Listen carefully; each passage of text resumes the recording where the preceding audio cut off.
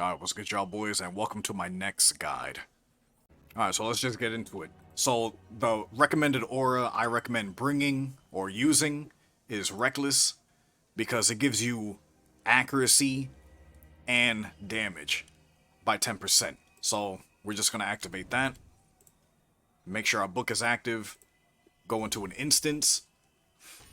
Right? So, pretty much what you got to do is just go down the Banish the Ward. And I'm also using a Steel Titan for this. So yeah, I usually go into this corner, put on Protect Item, Overload, Ruby Bolts in the beginning, Range Prayer, and then fill my soul with Smoke, Pray Range, Dead Shot, Vulnerability Bomb, Dark Bow.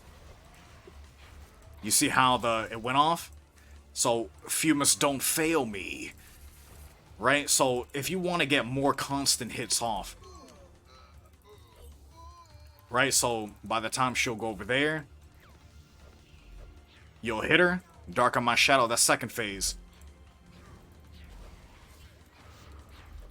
Right? Get her down as fast as you can. 120,000.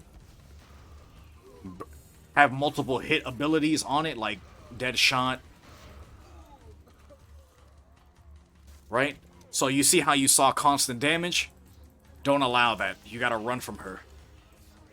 Right? So Siphon will solve this. Don't ever hit her. She'll heal. Right, Ruby Bolts had procced. Go in like that. Right? Kura, don't fail me. Right, you see how multiple hits is hitting? It makes it so much easier.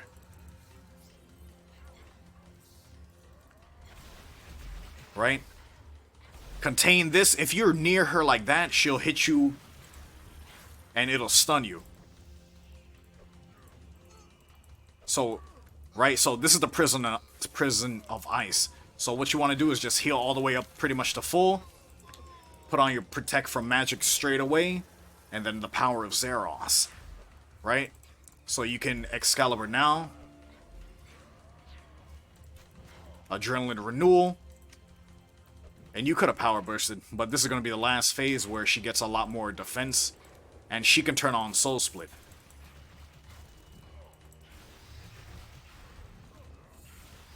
And that's pretty much it. That's the whole boss fight. It's super quick and it's super short. But knowing what you're doing is really where it shines. You got to know what you're doing. And that's really quick. And that's like that's usually how quick it is. You can, of course, get it lower, and that's really it.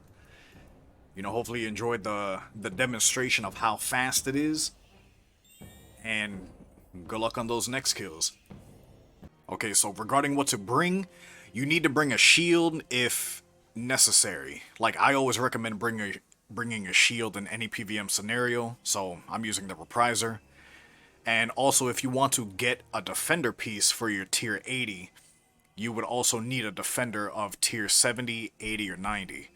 And I bring the 90, and I keep getting the defender pieces. So, Overload, of course.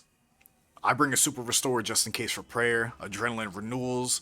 You're always going to need Adrenaline. Vulnerability Bombs. Magic Notepaper is a must because Next drops a lot of Super Restores and Ceridome Brews. A Power Burst of Vitality because in that, when Next says die in a prison of ice, you're going to want to freedom and then heal to full. You should survive, but if you get nervous and you don't heal straight away, you can use a Power Burst of Vitality.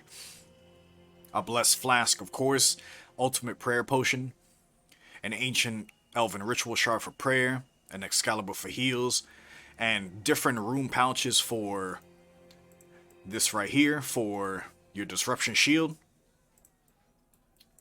And of course, food. I bring Rocktails because it's super cheap, and Ceridome Brews because Next infinitely supplies it for you. Okay, so regarding the gear, you could bring your best range gear. I'm using regular Serenic.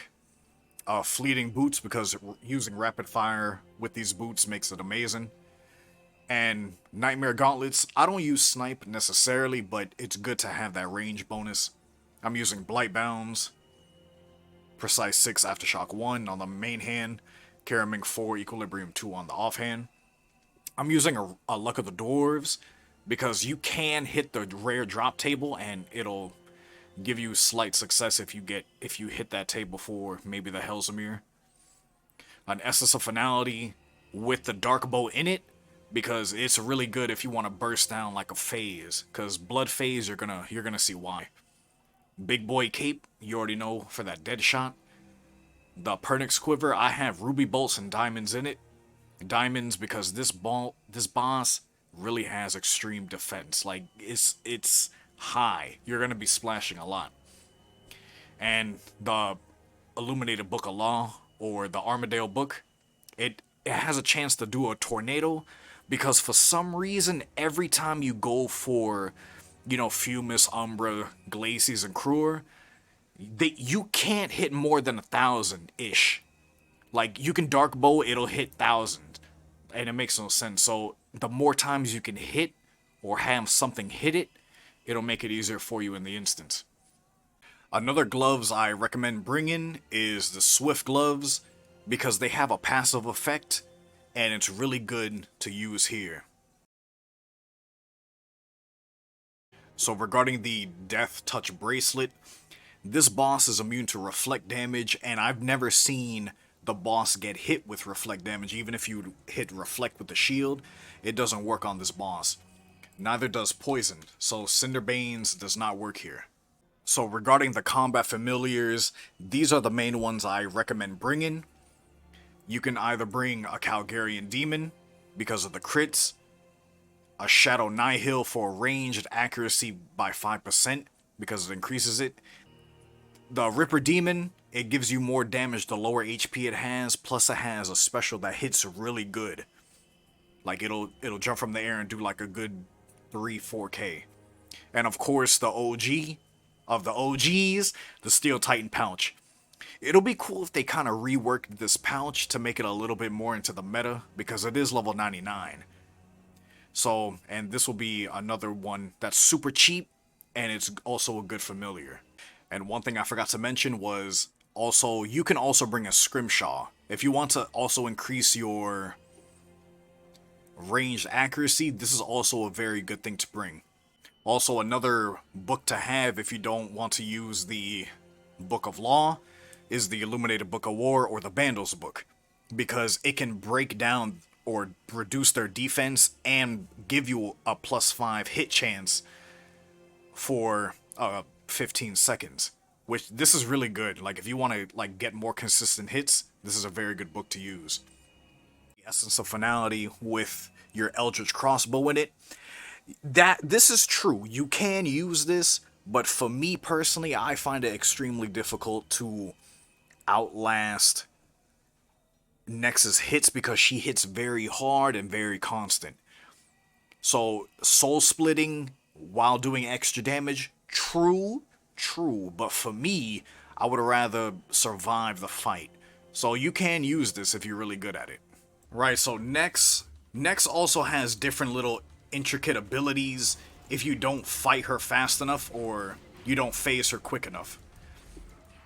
Right, like she has a get over here type of move. Right, you see that? Right, so she did she did the scorpion move. She's going to transition into the level. And you'll always see it at the bottom of the floor.